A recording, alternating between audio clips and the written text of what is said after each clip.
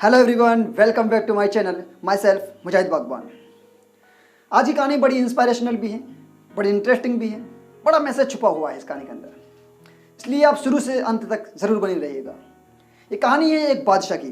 बादशाह दिखने में बड़ा कुरूप था, उसकी एक आँख नहीं थी, एक पैर नहीं था, उसके साथ एक हाथ भी नहीं था।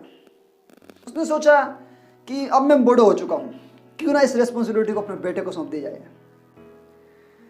तो उससे पहले वो चाहता था कि मैं अपनी एक तस्वीर बनवाऊं ताकि मुझे लोग याद रख सके। वो शानदार से अपनी एक तस्वीर बनवाना चाहता था। तो उसने घोषणा कर दी, सारे जितने भी चित्रकार थे उनको घोषणा की कि आप लोग मेरी तस्वीर बनाइएगा। उनके लिए शर्त थी कि जो भी मेरी तस्वीर शानदार तरीके से बनाएगा, मुझे पसंद आई तो मैं उसे इनाम दूंगा, लेकिन अगर किसी ने मेरी तस्वीर बेकार बनाई और मुझे पसंद नहीं आई तो उसे मैं सजा भी दूंगा। अब कई चित्रकारों के लिए रास्ते खुले, उन्हें अपॉर्चुनिटीज मिली, लेकिन साथ ही साथ वो बंद भी हो गए। जितनी तेजी से उनकी अपॉर्चुनिटी खुली थी उतनी ही तेजी से वो रास्ते ऑटोमेटिकली बंद हो गए थे। क्यों? बिकॉज वहाँ पर शर्त थी, फियर था कि शायद राजा को गलत लगे, उसे पसंद ना आए तो मेरी तो वैसे बलि चढ़ जानी है।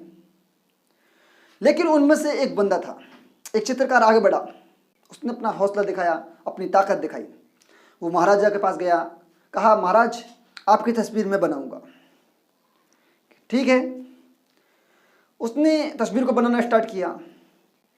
उसने जो भी टैलेंट था उस तस्वीर के अंदर दिखाया। उसने हमेशा अपॉर्चुनिटी देखा, उसको मालूम नहीं था कि इसके गलत बनने से सज़ा मिलेगी।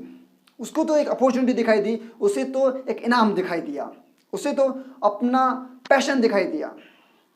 उसने उस तस्वीर को इतने अच्छे ढंग से बनाया कि बादशाह उस तस्वीर को देखने के बाद फूला ना समाया, खुश हो गया। उसने उसे इनाम दी। उस तस्वीर के अंदर आखिर ऐसा क्या था और उसको इतने कॉन्फिडेंस के साथ उसने कैसे बना दिया? क्योंकि वहाँ पर शर्त लगी हुई थी, अगर उसे अच्छी नहीं लगती है तो वहाँ पर सजा का प्रावधान है। इसके बावजूद वो उस तस्वीर को इतने अच्छे तरीके से बनाने में किस तरह सफल हुआ? ये उसका पैशन था जी, ये उसके लिए अपॉर्चुनिटी थी। उसने उस सजा को तो लिया ही नहीं, उसको सजा शब्द सुनाई दिया ही नहीं। जिन्हें सुनाई देता है सजाया, जिसे सुनाई देती है नेगेटिविटी वो दौड़ में पीछे रह जाते हैं। जिसे सुनाई देती है ना, वो हमेशा ना रह जाते। लेकिन उसे सिर्फ अपॉर्चुनिटी दिखाई दी, उसे सजा तो सुनाई नहीं दी थी। उस तस्वीर के अंदर आखिर ऐसा क्या था?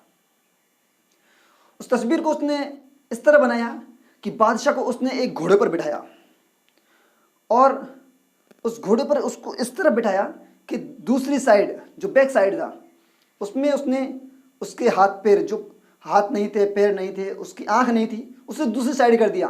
फ्रंट में जो थे वो दिखाया। तो उसकी कलाकारी उसने उस फोटो के अंदर दिखाई। इसी तरह हमारे पास भी बहुत सारी अपॉर्चुनिटीज आती हैं, लेकिन वहाँ पर उतने ही बड़े रिस्क होते हैं, चैलेंजेज होते हैं। और लेकिन यहीं से, इन चैलेंजों से ही जो आदमी चैलेंज को फेस करता है, जो उन्हें अपॉर्चुनिटी बना लेता है, वो वहाँ का सिकंदर बन जाता है, वो वहाँ का विनर बन जाता है।